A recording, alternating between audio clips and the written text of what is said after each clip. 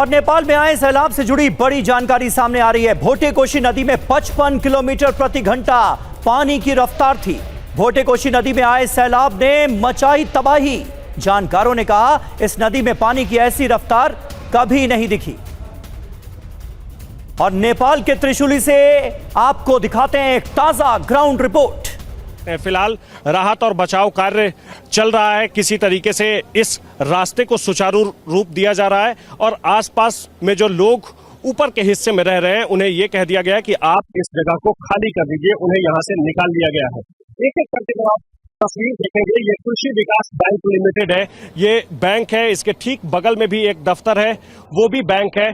ये सब आज की तारीख में जब आप इसको देखते हैं तो पता चलता है कि इसकी स्थिति कैसी है।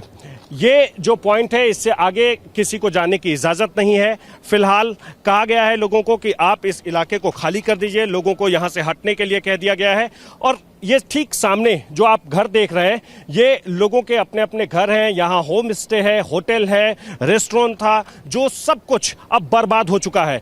कल दोपहर तक यहाँ की तस्वीर बदल गई। कल सुबह जो कुछ भी तस्वीर थी दोपहर आते आते वो तस्वीर बदल गई। और अभी हालात ये है कि यहाँ कितने लोग रह रहे थे, कितने लोग बचे हैं, कितने लोग यहाँ से निकलकर सुरक्षित किसी ठिकाने पर पहुंच गए, इसका कोई अंदाजा नहीं है। ऊपर वाले हिस्से में, नदी के एक दूसरे हिस्से में देखेंगे, ऊपर वाले हिस्से में जो कुछ घर नजर आ रहे हैं उन घरों में जितने लोग रह रहे थे उन्हें भी साफ तौर पर कह दिया गया है कि वो इस जगह को खाली कर दें। उन्हें वहां से बाहर निकाल लिया गया है, सुरक्षित स्थानों पर ले जाया गया है। और इस बैंक के ठीक पीछे वाला जो हिस्सा है, जो नदी आपको नजर आ रही होगी, उसी नदी में वो तबाही आई और उस तबाही के बाद कैसा यहाँ मंजर बना, कैसी तबाही हुई, किस तरीके से यहाँ बर्बादी हुई है, वो सब कुछ आप कैमरे पर देख सकते हैं। अब एक एक करके ये कोशिश की जा रही है कि किसी भी तरीके से इस रास्ते को शुरू किया जाए। क्योंकि रसुआ जाने के लिए जो एकमात्र रास्ता है वो रास्ता फिलहाल बंद कर दिया गया है। लोगों के पास एकमात्र चारा है हेलीकॉप्टर का, वो चाहे निजी कंपनियों के हेलीकॉप्टर हो, वो चाहे सेना के हेलीकॉप्टर हो। ठीक पास में आप देखिए ये जो गाड़ी है, ये ट्रक जो आपको दिखेगी, इसी ट्रक से यहाँ सामान लेकर कल सुबह कोई पहुंचा था, लेकिन दोपहर होते होते ये ट्रक मिट्टी में मिल गई। इधर देखेंगे दूसरी तरफ भी एक और ट्रक है जिस ट्रक में सामान लेकर आया गया था और अब उसकी स्थिति बिल्कुल ऐसी हो गई है कि यहाँ से वो बाहर भी नहीं निकल सकती है। ये वो हिस्सा है जिसे त्रिशूली ढुंगा बाजार के नाम से लोग जानते हैं। त्रिशूली ढुंगा बाजार वो स्थान है जब पर्यटक यहाँ आते हैं तो यहाँ रुकते हैं, यहाँ खाना खाते हैं। कई सारे रेस्टोरेंट थे जो अब बर्बाद हो गए हैं। लोगों को साफ तौर पर यह कहा गया है कि वो इसके आगे भी नहीं जा सकते हैं, उन्हें जाने पर में रोक लगा दी गई है। सुरक्षा के लिहाज से अब से कुछ देर पहले चेकिंग चल रही थी और उस चेकिंग में ऐसा बताया गया कि हो सकता है कि आगे कई ऐसी चीजें हों जो बाद में पता चले। आसमान में जो आप हेलीकॉप्टर देख रहे होंगे, वही हेलीकॉप्टर एकमात्र सहारा है अभी लोगों के लिए।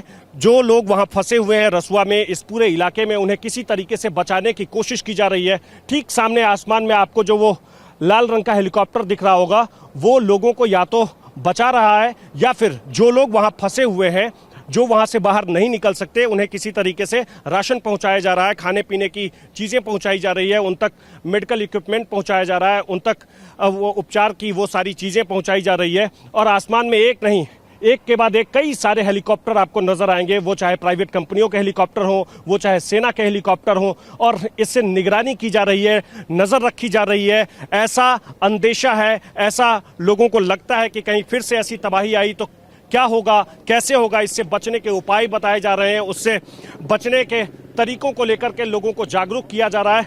आसमान में ये जो आप हेलीकॉप्टर देख रहे हैं, नेपाली सेना का ये हेलीकॉप्टर है और इस हेलीकॉप्टर से लोगों को सुरक्षित वापस लाया जा रहा है रसुआ से। जो लोग अभी भी फंसे हुए हैं, जो लोग वहां से बाहर नहीं निकल सके हैं, उन्हें साफ तौर पर कह दिया गया है कि वो जब हेलीकॉप्टर वहां पहुंचे तो वो वहां से निकल जाएं अपने घर को छोड़कर।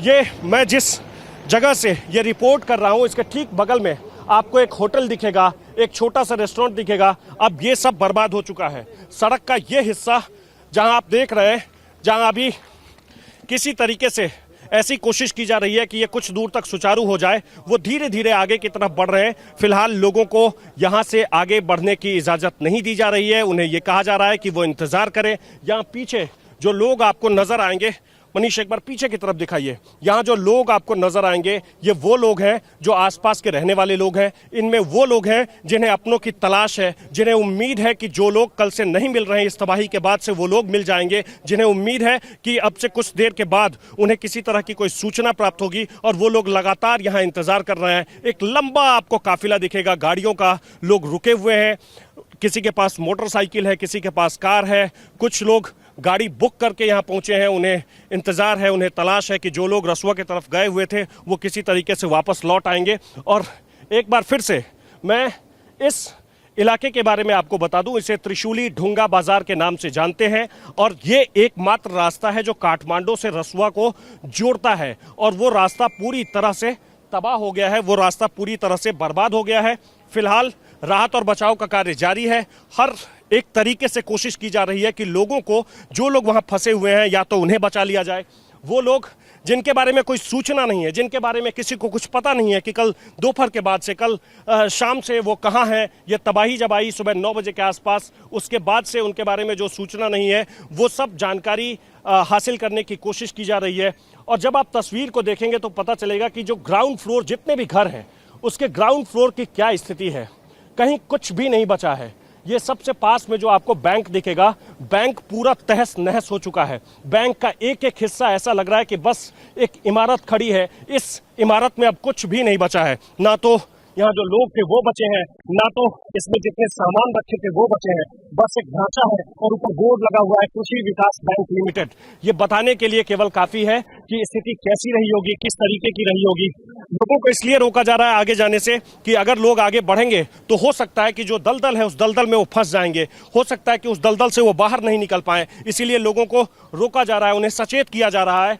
और जो लोग इस उम्मीद में हैं कि उनके जो परिजन हैं, उनके जो रिश्तेदार हैं, उनके जो दोस्त हैं, उनके जो घर के लोग हैं वो नहीं मिल रहे हैं, उन्हें सांत्वना दी जा रही है कि आने वाले वक्त में, कुछ घंटों में हो सकता है कि उन तक कोई सूचना पहुंच जाए।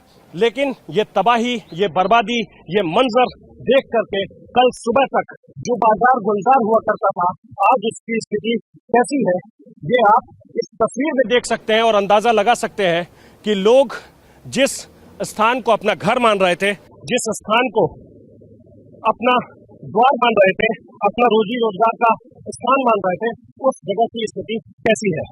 कैमरा पर्सन मनीष डोबरियाल के साथ आकाश वत्स, त्रिशूली बाजार, नेपाल। तो देखिए, आकाश वत्स TV9 भारतवर्ष के संवाददाता इस वक्त त्रिशूली में ही मौजूद हैं, जहां पर बड़े पैमाने पर तबाही हुई, बर्बादी हुई। वहां से वो लाइव रिपोर्टिंग कर रहे हैं। अभी भी मलबे में जो तमाम जिंदगियां हैं वो दबी हुई हैं और उनको बचाने की जद्दोजहद इस वक्त जारी है। नेपाल में जल तबाही की TV9 भारतवर्ष लाइव रिपोर्टिंग कर रहा है आकाश वत्स। हमारे सहयोगी इस वक्त नेपाल के त्रिशूली से एक एक तस्वीर हम तक पहुंचा रहे हैं और बता रहे हैं कि रेस्क्यू ऑपरेशन में जुटी हुई जो टीमें हैं इस वक्त उनके सामने कितनी बड़ी चुनौती है।